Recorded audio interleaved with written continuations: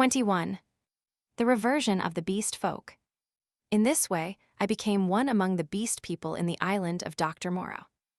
When I awoke, it was dark about me. My arm ached in its bandages. I sat up, wondering at first where I might be. I heard coarse voices talking outside. Then I saw that my barricade had gone, and that the opening of the hut stood clear. My revolver was still in my hand. I heard something breathing, saw something crouched together close beside me. I held my breath, trying to see what it was. It began to move slowly, interminably.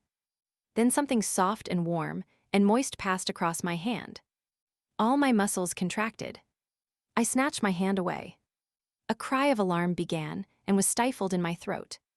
Then I just realized what had happened sufficiently to stay my fingers on the revolver. "Who is that?" I said in a hoarse whisper, the revolver still pointed.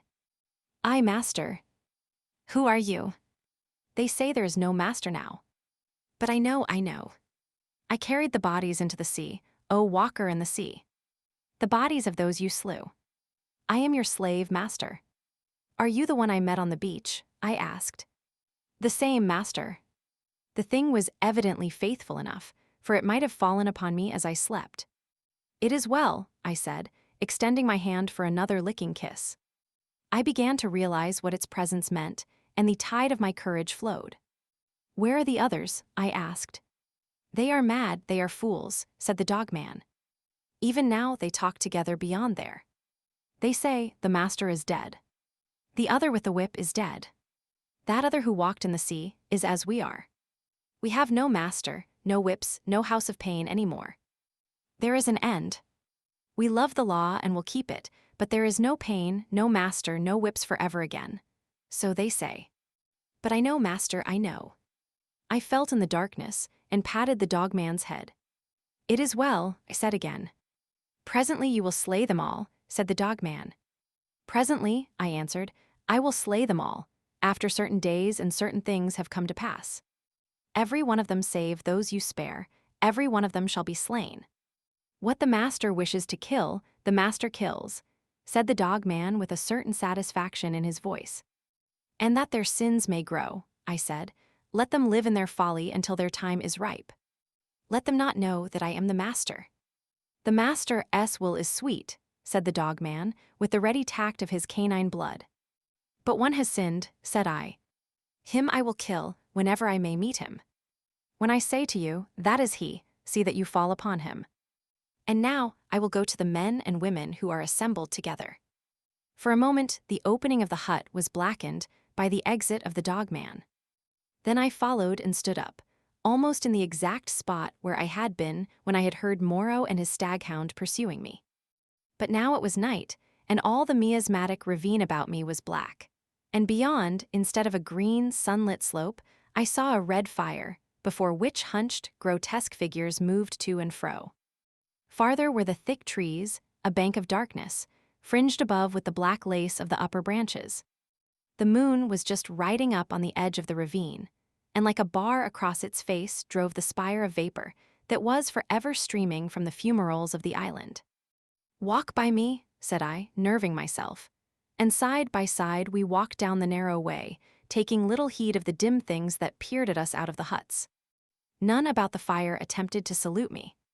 Most of them disregarded me, ostentatiously. I looked round for the hyena swine, but he was not there. Altogether, perhaps 20 of the beast folk squatted, staring into the fire or talking to one another. "He is dead, he is dead. The master is dead," said the voice of the ape-man to the right of me. "The house of pain, there is no house of pain." "He is not dead," said I in a loud voice. "Even now he watches us." This startled them. 20 pairs of eyes regarded me. "The house of pain is gone," said I. "It will come again. The master you cannot see, yet even now he listens among you." "True, true," said the dogman. They were staggered at my assurance. An animal may be ferocious and cunning enough, but it takes a real man to tell a lie. "The man with the bandaged arm speaks a strange thing," said one of the beast folk. "I tell you it is so," I said. "The master and the house of pain will come again. Woe be to him who breaks the law." They looked curiously at one another. With an affectation of indifference, I began to chop idly at the ground in front of me with my hatchet. They looked, I noticed, at the deep cuts I made in the turf. Then the satyr raised a doubt. I answered him. Then one of the dappled things objected, and an animated discussion sprang up round the fire. Every moment, I began to feel more convinced of my present security. I talked now without the catching in my breath, due to the intensity of my excitement that had troubled me at first. In the course of about an hour, I had really convinced several of the beast folk of the truth of my assertions, and talked most of the others into a dubious state. Kept a sharp eye for my enemy the hyena swine, but he never appeared. Every now and then a suspicious movement would startle me, but my confidence grew rapidly. Then, as the moon crept down from the zenith, one by one the listeners began to yawn, showing the oddest teeth in the light of the sinking fire, and first one and then another retired towards the dens in the ravine, and I, dreading the silence and darkness, went with them, knowing I was safer with several of them than with one alone. In this manner began the longer part of my sojourn upon this island of Doctor Moreau. But from that night until the end came, there was but one thing happened to tell save a series of innumerable small unpleasant details and the fretting of an incessant uneasiness. So that I prefer to make no chronicle for that gap of time, to tell only one cardinal incident of the 10 months I spent as an intimate of these half-humanized brutes. There is much that sticks in my memory that I could write, things that I would cheerfully give my right hand to forget, but they do not help the telling of the story. In the retrospect, it is strange to remember how soon I fell in with these monsters' ways and gained my confidence again. I had my quarrels with them, of course, and could show some of their teeth marks still, but they soon gained a wholesome respect for my trick of throwing stones and for the bite of my hatchet. And my St. Bernard man's loyalty was of infinite service to me. I found their simple scale of honor was based mainly on the capacity for inflicting trenchant wounds. Indeed, I may say, without vanity, I hope, that I held something like preeminence among them. One or two, whom in a rare access of high spirits I had scarred rather badly, bore me a grudge, but it vented itself chiefly behind my back and at a safe distance from my missiles, in grimaces. The hyena swine avoided me, and I was always on the alert for him. My inseparable dogman hated and dreaded him intensely. I really believe that was at the root of the brute's attachment to me. It was soon evident to me that the former monster had tasted blood and gone the way of the leopard man. He formed a lair somewhere in the forest and became solitary. Once I tried to induce the beast folk to hunt him, but I lacked the authority to make them cooperate for one end. Again and again, I tried to approach his den and come upon him unaware, but always he was too acute for me and saw or winded me and got away. He too made every forest pathway dangerous to me and my ally with his lurking ambuscades. The dogman scarcely dared to leave my side. In the first month or so, the beast folk, compared with their latter condition, were human enough, and for one or two besides my canine friend, I even conceived a friendly tolerance. The little pink sloth creature displayed an odd affection for me and took to following me about. The monkey man bored me, however. He assumed, on the strength of his 5 digits, that he was my equal and was forever jabbering at me, jabbering the most errant nonsense. One thing about him entertained me a little. He had a fantastic trick of coining new words. He had an idea, I believe, that to gabble about names that meant nothing was the proper use of speech. He called it big thinks to distinguish it from little thinks, the sane, everyday interests of life. If ever I made a remark he did not understand, he would praise it very much, ask me to say it again, learn it by heart, and go off repeating it, with a word wrong here or there, to all the milder of the beast people. He thought nothing of what was plain and comprehensible. I invented some very curious big thinks for his especial use. I think now that he was the silliest creature I ever met. He had developed in the most wonderful way the distinctive silliness of man, without losing one jot of the natural folly of a monkey. This, I say, was in the earlier weeks of my solitude among these brutes. During that time, they respected the usage established by the law and behaved with general decorum. Once I found another rabbit torn to pieces, by the hyena swine, I am assured, but that was all. It was about May when I first distinctly perceived a growing difference in their speech and carriage, a growing coarseness of articulation, a growing disinclination to talk. My monkey man's jabber multiplied in volume, but grew less and less comprehensible, more and more simian.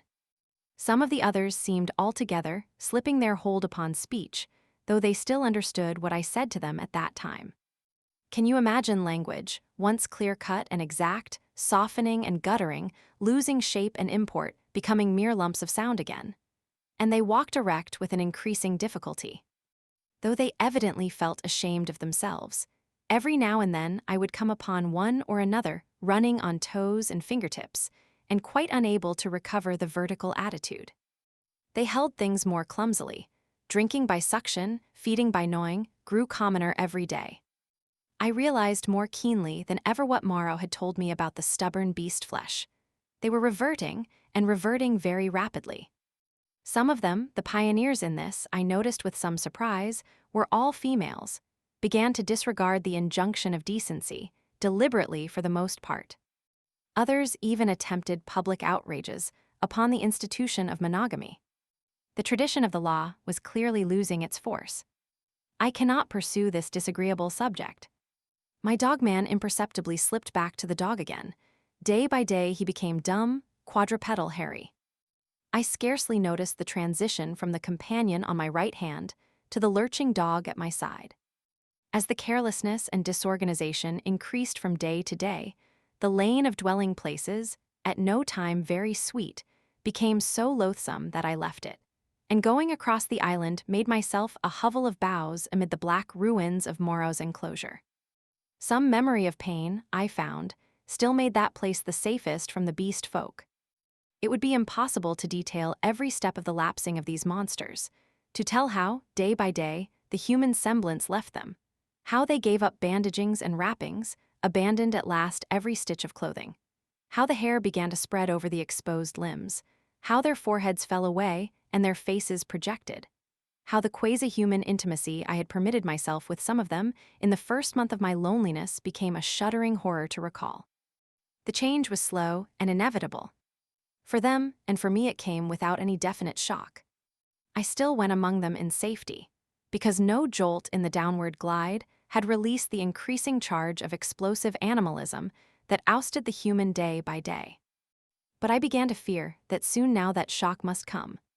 My St. Bernard brute followed me to the enclosure every night, and his vigilance enabled me to sleep at times in something like peace. The little pink sloth thing became shy and left me, to crawl back to its natural life once more among the tree branches. We were in just the state of equilibrium that would remain in one of those happy family cages which animal tamers exhibit if the tamer were to leave it forever. Of course, these creatures did not decline into such beasts as the reader has seen in zoological gardens, into ordinary bears, wolves, tigers, oxen, swine, and apes. There was still something strange about each. In each, Moreau had blended this animal with that. One perhaps was ursine chiefly, another feline chiefly, another bovine chiefly, but each was tainted with other creatures, a kind of generalized animalism appearing through the specific dispositions. And the dwindling shreds of the humanity still startled me every now and then, a momentary recrudescence of speech perhaps, an unexpected dexterity of the forefeet, a pitiful attempt to walk erect. I too must have undergone strange changes. My clothes hung about me as yellow rags, through whose rents showed the tanned skin. My hair grew long and became matted together. I am told that even now my eyes have a strange brightness, a swift alertness of movement. At first, I spent the daylight hours on the southward beach watching for a ship, hoping and praying for a ship. I counted on the Ipecacuanha returning as the year wore on, but she never came.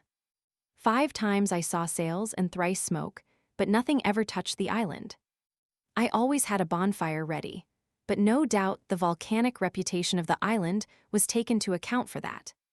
It was only about September or October that I began to think of making a raft. By that time, my arm had healed, and both my hands were at my service again.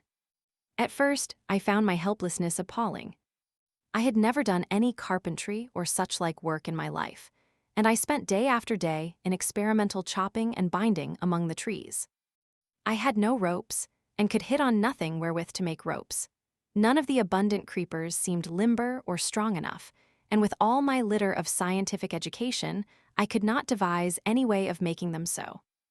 I spent more than a fortnight grubbing among the black ruins of the enclosure and on the beach where the boats had been burnt, looking for nails and other stray pieces of metal that might prove of service.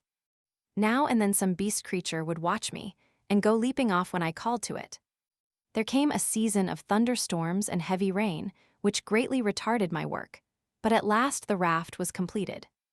I was delighted with it. But with a certain lack of practical sense which has always been my bane, I had made it a mile or more from the sea, and before I had dragged it down to the beach, the thing had fallen to pieces.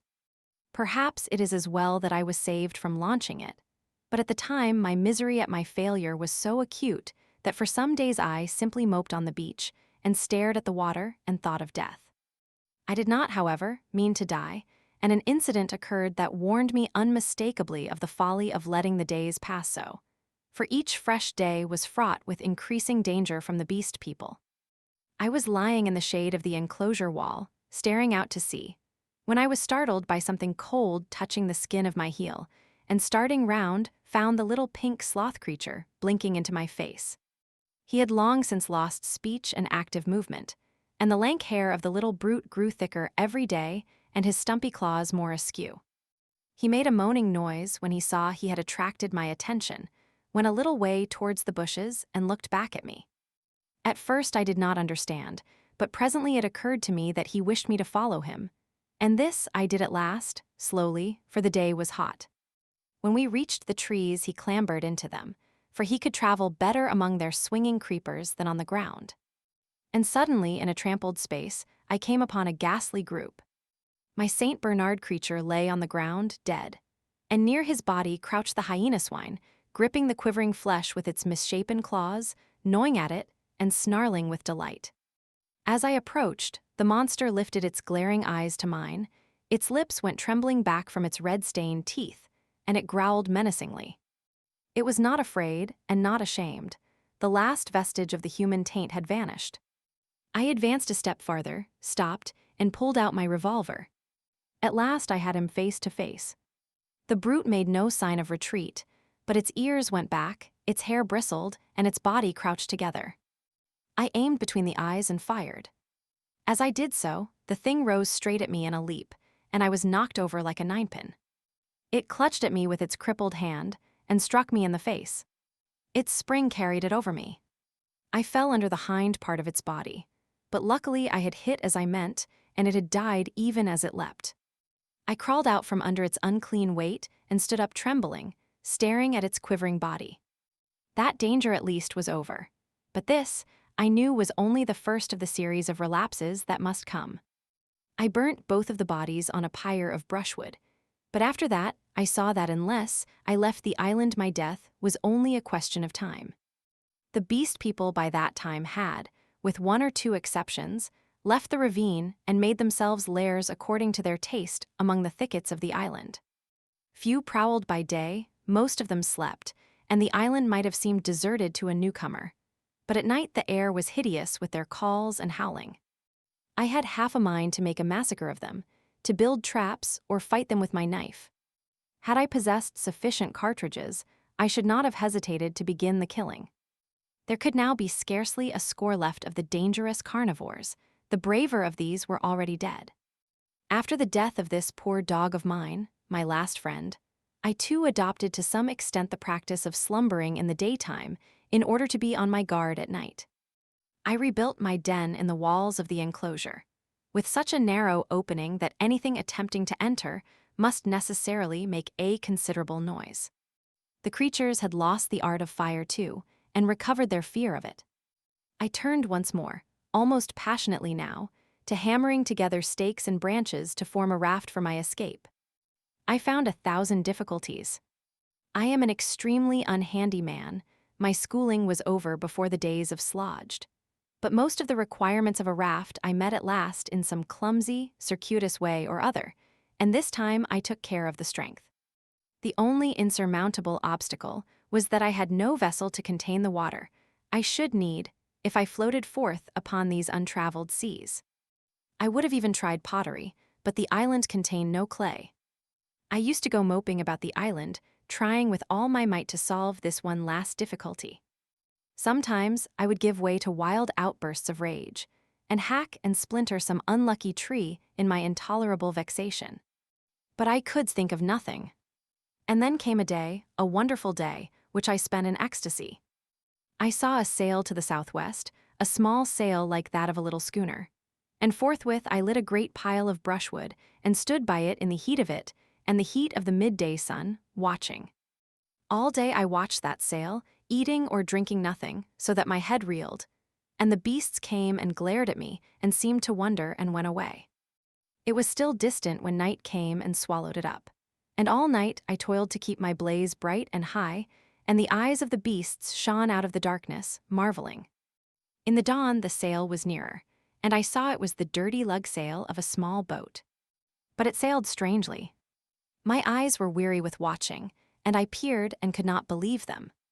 2 men were in the boat, sitting low down, one by the bows, the other at the rudder. The head was not kept to the wind, it yawed and fell away. As the day grew brighter, I began waving the last rag of my jacket to them, but they did not notice me and sat still, facing each other. I went to the lowest point of the low headland and gesticulated and shouted. There was no response, and the boat kept on her aimless course, making slowly, very slowly, for the bay. Suddenly a great white bird flew up out of the boat, and neither of the men stirred nor noticed it. It circled round, and then came sweeping overhead with its strong wings outspread.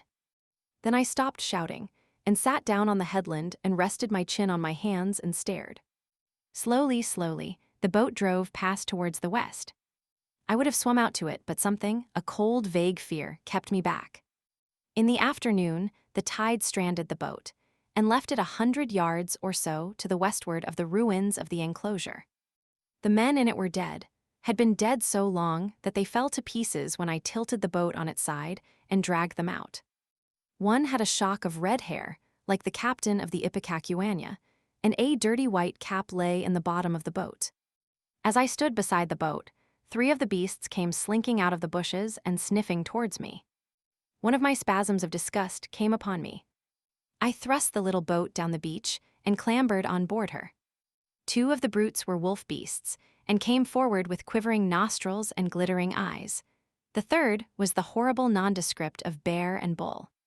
When I saw them approaching those wretched remains, heard them snarling at one another, and caught the gleam of their teeth, a frantic horror succeeded my repulsion. I turned my back upon them, struck the lug, and began paddling out to sea. Could not bring myself to look behind me. I lay, however, between the reef and the island that night, and the next morning went round to the stream and filled the empty keg aboard with water. Then, with such patience as I could command, I collected a quantity of fruit, and waylaid and killed 2 rabbits with my last 3 cartridges. While I was doing this, I left the boat moored to an inward projection of the reef, for fear of the beast people. 22. The man alone. In the evening I started, and drove out to sea before a gentle wind from the southwest, slowly, steadily, and the island grew smaller and smaller, and the lank spire of smoke dwindled to a finer and finer line against the hot sunset. The ocean rose up around me, hiding that low, dark patch from my eyes. The daylight, the trailing glory of the sun, went streaming out of the sky, was drawn aside like some luminous curtain, and at last I looked into the blue gulf of immensity which the sunshine hides, and saw the floating hosts of the stars. The sea was silent, the sky was silent. I was alone with the night and silence. So I drifted for 3 days, eating and drinking sparingly, and meditating upon all that had happened to me, not desiring very greatly then to see men again. One unclean rag was about me, my hair a black tangle. No doubt my discoverers thought me a madman. It is strange, but I felt no desire to return to mankind. I was only glad to be quit of the foulness of the beast people. And on the 3rd day, I was picked up by a brig from Apia to San Francisco. Neither the captain nor the mate would believe my story, judging that solitude and danger had made me mad. And fearing their opinion might be that of others, I refrained from telling my adventure further, and professed to recall nothing that had happened to me between the loss of the Lady Vane and the time when I was picked up again, the space of a year. I had to act with the utmost circumspection to save myself from the suspicion of insanity.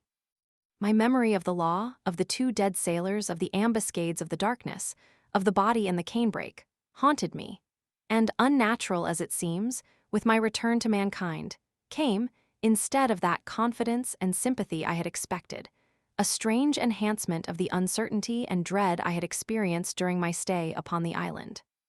No one would believe me. I was almost as queer to men as I had been to the beast people. I may have caught something of the natural wildness of my companions. They say that terror is a disease, and anyhow I can witness that for several years now a restless fear has dwelt in my mind. Such a restless fear as a half-tamed lion cub may feel. My trouble took the strangest form. I could not persuade myself that the men and women I met were not also another beast people, animals half wrought into the outward image of human souls, and that they would presently begin to revert, to show first this bestial mark and then that. But I have confided my case to a strangely able man, a man who had known Moreau and seemed half to credit my story, a mental specialist, and he has helped me mightily, though I do not expect that the terror of that island will ever altogether leave me. At most times it lies far in the back of my mind, a mere distant cloud, a memory, and a faint distrust. But there are times when the little cloud spreads until it obscures the whole sky. Then I look about me at my fellowmen, and I go in fear. I see faces, keen and bright, others dull or dangerous, others unsteady, insincere, none that have the calm authority of a reasonable soul.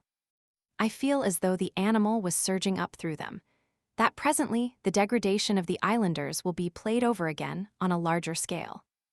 I know this is an illusion, that these seeming men and women about me are indeed men and women forever perfectly reasonable creatures, full of human desires and tender solicitude, emancipated from instinct and the slaves of no fantastic law, beings altogether different from the beast folk.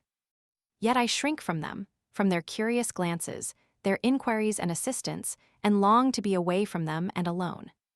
For that reason I live near the broad free downland, and can escape thither when the shadow is over my soul. And very sweet is the empty downland then, under the wind-swept sky. When I lived in London, the horror was well nigh insupportable. I could not get away from men. Their voices came through windows, locked doors were flimsy safeguards. I would go out into the streets to fight with my delusion, and prowling women would mew after me. Furtive, craving men glance jealously at me. Weary, pale workers go coughing by me with tired eyes and eager paces, like wounded deer dripping blood. Old people, bent and dull, pass murmuring to themselves. And all unheeding, a ragged tale of gibing children. Then I would turn aside into some chapel, and even there, such was my disturbance, it seemed that the preacher gibbered big thinks, even as the ape-man had done, or into some library, and there the intent faces over the books seemed but patient creatures waiting for prey. Particularly nauseous were the blank, expressionless faces of people in trains and omnibuses. They seemed no more my fellow creatures than dead bodies would be, so that I did not dare to travel unless I was assured of being alone. And even it seemed that I too was not a reasonable creature, but only an animal tormented with some strange disorder in its brain which sent it to wander alone, like a sheep stricken with gid. This is a mood, however, that comes to me now, I thank God, more rarely. I have withdrawn myself from the confusion of cities and multitudes, and spend my days surrounded by wise books, bright windows in this life of ours, lit by the shining souls of men. I see few strangers, and have but a small household. My days I devote to reading and to experiments in chemistry, and I spend many of the clear nights in the study of astronomy. There is, though I do not know how there is or why there is, a sense of infinite peace and protection in the glittering hosts of heaven. There it must be, I think, in the vast and eternal laws of matter, and not in the daily cares and sins and troubles of men, that whatever is more than animal within us must find its solace and its hope. I hope or I could not live. And so, in hope and solitude, my story ends. Edward Prendick. Note: The substance of the chapter entitled Dr. Moreau Explains, which contains the essential idea of the story, appeared as a middle article in the Saturday Review in January 1895. This is the only portion of this story that has been previously published, and it has been entirely recast to adapt it to the narrative form.